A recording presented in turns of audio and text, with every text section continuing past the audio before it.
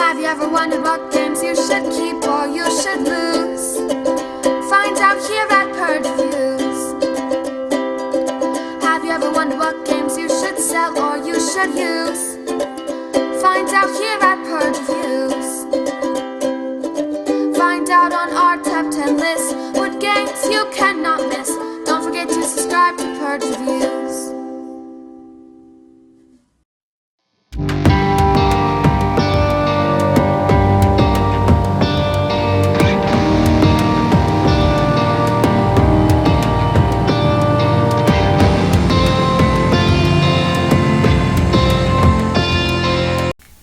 Being a gamer and being in this hobby, a few things happen that's maybe a little bit different than other things that happen in your life. One of those things is you not only get games that you like and games that you actually like to play, but you end up getting games that you think people will play with you. Or, I think so-and-so will like this game, let's get this so I can play it with them. And I'm kind of the provider of games in most of my groups. I have a lot.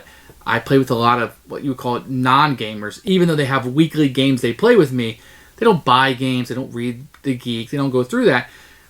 And then with my children and my family, we play games, but I'm the one providing those games and experiences. So sometimes you'll have games that necessarily aren't in your wheelhouse, but you have a few of those that you actually kind of enjoy. That's Trollhalla for me, okay?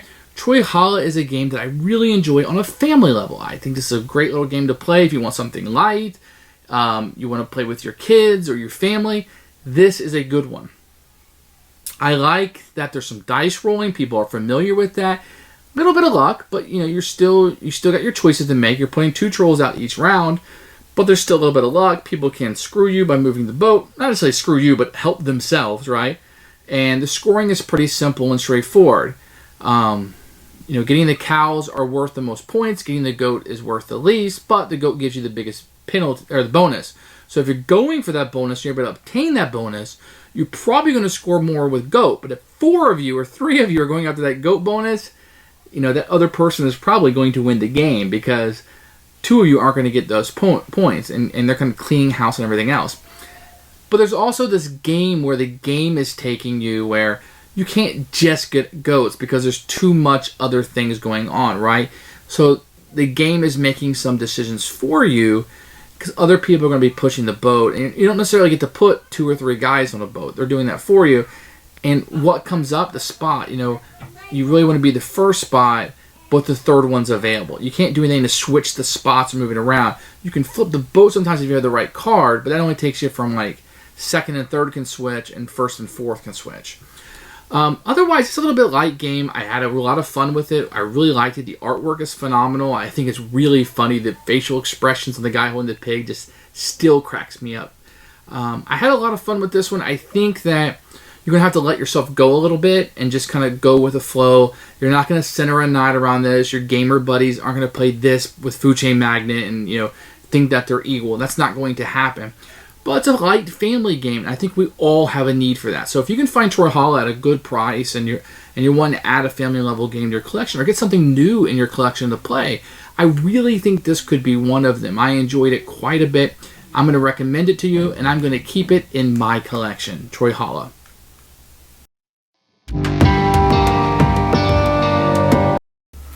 So here's Trollhalla, which is fantastic. Love the artwork. It's by Ryan Lockhart. The artwork is just phenomenal. I love this guy with the pig when he sees the trolls coming.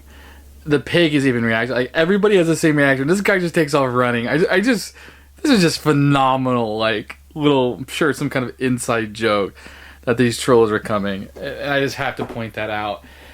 This box is very appealing. I think when you see it, you're just kind of like, what is this? In a good way. So we get a rule book here. Lots of colors, lots of examples. It's actually a really good rule book. I mean, this is not a tremendously complicated game, but so many times a rule book gets in the way. Let's pull this out. You can see that you're just going to get a generic insert inside. Let me move this out of the way and I'll show you what comes with it. You're going to get 4 of these player boards. They're exactly the same, just different colors with a different Viking on the board. Well, I guess not exactly the same. I mean, they serve the same focus. The artwork is different on them, which is a great little touch. And this just tells you how it scores. So doesn't look like much probably if you never played it, but this tells you a lot about how the scoring happens. So it's actually very, very useful this way. Although all of this is wasted space, but it's okay because it looks phenomenal. So let me show you what the board looks like. It's a normal sized board, not oversized. You're gonna have some tracks right here, the maps that are going across, the scoring across the top, how things score, the bonuses. Then you're gonna have the scoring track around it. So it's a really good board. I like this one a lot. It's gonna come with a draw bag, pretty run of the mill, but nice. Gonna come with these tiles with the different characters on them. I love that one. That was absolutely my favorite. So you get a number of these in the bag that you'll be drawing on the artwork. It's just great. They're very thick, very nice. These are very, very, very durable. You're gonna get a number of cards. I keep mine bagged up. There's 3 gods coming on. So these are the sun gods. I guess the rain and thunder god, maybe Thor, and then the wind god. And the cards are all the same. They're just a reminder of what happens. The cards are good quality. You do shuffle them up a little bit. These are the big giant cardboard boats that will be floating around the board. And it's kind of weird when they change directions. You turn them upside down and they sail like that, but fair enough. I almost wish it was like the opposite, but then if you had to flip it over, you had to move all of them, it would get a little bit fiddly. So it works. You're going to get some tiles for a variant that comes with it. You're going to get the dice. Now the dice is hit or miss. It's going to be stickers applied to this. Mine are not straight because I stickered it myself and I kind of didn't care. So some people that will bother. Now these containers are my own. I get them from the dollar store. They don't come with the game. You're going to get a number of these tiles. These are kind of like the neutral gods or trolls that make up the board and kind of what's going on. And they're going to get a number of these in each color. There's 4 different colors in the game, plus the neutral, so 5, I guess. But it's a 4-player game. And these are double-sided. The trolls on each of these are different. So my trolls, that was a female troll, you saw that, will be different than his troll. So the 4 sides, the 4 different ones, and they're double-sided. Because when you place them on the board, they will be different, but it has no bearing on gameplay whatsoever. So that's components. Everything is really good. This is a really good-looking family game. It's going to attract a lot of people. I like the art. The look of this game is just phenomenal. The rules for this one was really good, actually. I was able to, when you're moving the ships and you're kind of doing some of this stuff, it can get a little bit confusing. But the rules, I mean, was fantastic. And I really didn't have a lot of questions. I just followed it step by step. It was in plain English. And I liked that quite a bit. And there were a lot of pictures in the book that helped. Sometimes you can read it, you know what they're getting at, but there could be some ambiguity. Not with this book. I didn't have any problems with this one whatsoever. Let's take a look at the flow of the game. So what are you trying to do? You're trying to score and collect these tiles, right? The tiles are worth, this guy's worth 2, 3, 4, 5, and 6. Goats are nice, but if you get a goat, you got to kick whichever one you have the most out of. So you have the most of the 6 victory point ones, you got to get rid of a cow. Or if you have the most of the guy with the pig, you get rid of him. So that's what the goats do. So why would you ever get a goat? Well, if you look across the top of the board here, you'll see they're worth amount of victory points. So if you ever get 3 of one, if you're the first person to get 3 goats, then you would get the 25-point bonus. If somebody gets 4 and you're still at 3, then they would take that bonus from you. That's kind of how that works. So that's the scoring, and this works really well. And what you're doing in the game is you're trying to get these tiles that will come out. I'm going to set up the board, and I'm going to show you how it works. Okay, on your turn, you're gonna place 2 of your trolls, okay? And you can place them on these boats. If you do, they always go in the front spot. And just know that you can't put 2 in a row. So if one's already there, you can't place it there. Maybe I would go over there.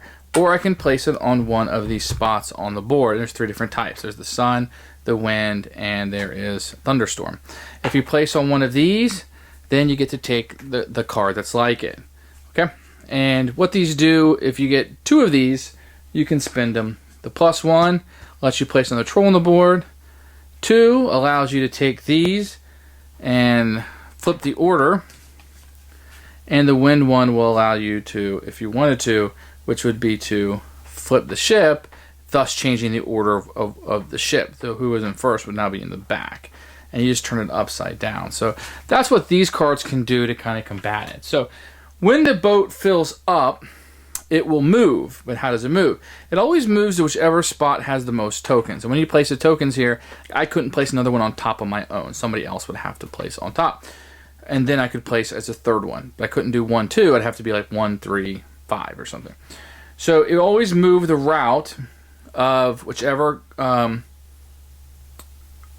path has the most. So this one has 0, this one has 1. So we're going to go up here. And whoever's in the first spot will get the first one. The gold is a wild card. Whoever's in the second spot on this island will actually get 2 tiles. The third spot will get here in the fourth spot. So when you're placing, you want to place based on where you want it to go and where you think the ship is going to go, but also where you're going to go. Because let's say it would have went here. Well, the first player still would have got a gold because it on the first one spot. But the second guy would have went from having a pig and a green princess to having the purple guy. And the third would have went from a cow that's worth 6 to the purple guy. So that would have been less for him. And then you have the red one over there and the yellow here. So where it goes will dictate kind of how the scoring will go for you. And you're going to want to get the bonus 3 of a kind. And the first person to get 1 of each is going to get 10 victory points, and the second with 5. And the 10 to 5 cannot be stolen. You also have the dice that you'll be rolling on a turn, and this will dictate which ship you will move. So if I rolled a yellow, I couldn't move the blue one. I would have to move the yellow ship. And if I had rolled the blue, then I could move the blue ship. And that's kind of how that works and what direction that you'll work. But the ship that you roll will always move in the direction or the path of... It can't go to another ship in the path of the most spots there. Any tiles that are on the shipping lane that it goes in comes over here on this track. And when this track fills up, you will get whatever tiles happen to be here. Because you will be also adding these NPC trolls, or NPTs, non-playing trolls, to the board as time goes on. So when he goes up here and he collects something, it will come over here and sit until this row fills up of people. And once this row fills up, then whoever has the most gets the first pick. So if I had 2 here, which is the most, I wouldn't get 2 tiles. I just get whatever has the most. So there's a couple things going on here, but this is really just a family game. It's not meant to be a huge in-depth game. Really what you're doing on your turn, to reiterate, is you're placing 2 trolls. You're going to roll the dice to see which one moves, and then you can move the boat and get your loot if available. If the boat isn't full, it doesn't move. So very, very simple rules. Anybody can really pick this one up. There's a little bit of screwage in it with the card play, but not a whole lot. It's a family-like game.